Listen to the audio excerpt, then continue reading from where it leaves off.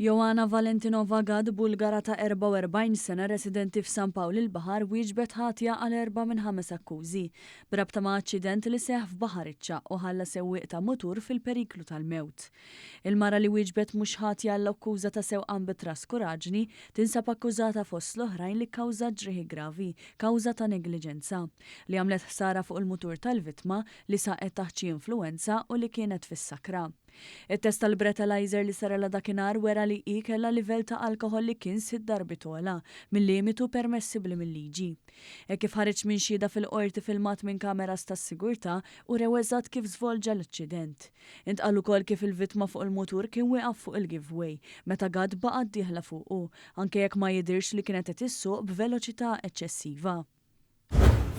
Pakistani li jaħdem fil-kostruzzjoni nżamm arrestat wara li fil-qorti ġie mixli li fil-lejl ta' bejn 17 u 18 ta' Awwissu f'Taslima stupra u żamm kontra rida tagħha mara li jingħad li taħdem bħala escort. Humar Jakub li għandu 25 sena ġie akkużat quddiem il-Maġistrat Noel Bartolo dalgħodu. Fil-qorti ġie spjegat li l-mara li taħdem bħala escort kienet ftemet mal-Pakistani biex jiltaqgħu għal ħlas ta' 200 euro.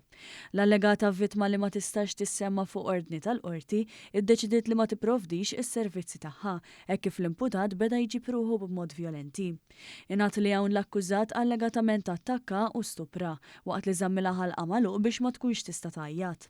Il-qorti semat ukoll kif il-mara rreaġixxiet billi tagħtu daqqa u ħarġet l-quddiem qabel li rnexxilha taħrab għalkemm waqala l-mowbajl.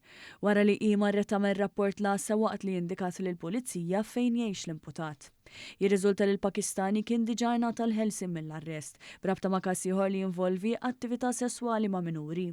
Fil-qorti ġew esibiti 3 mobiles, 2 tal-imputat u l-ieħor tal-allegata vittma.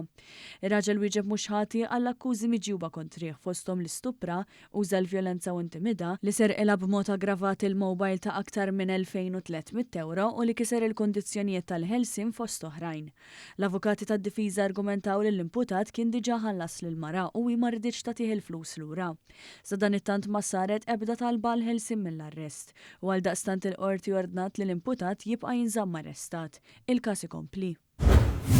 Kolumbjana ta' 26 sena residenti San Juan baqgħet miżmuma taħt arrest wara li ġiet mixlija fil-qorti li serqet 16,000 euro mill-gabbana fejn kienet taħdem.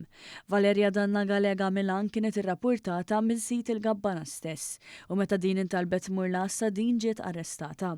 Il-Kolumbjana wiġbet mhux ħatja l-akkużi miġjuba kontrija bil-qorti tordna li tinżamm arrestata. Il-prosekuzzjoni tmexxiet mill-avukat Luigi Gulija mill-Uffiċċju tal-Avukat Ġenerali u l-Ispettur Jena Zoppardi waqt li l-avukat Viktor Buġeja der għall-akkużata.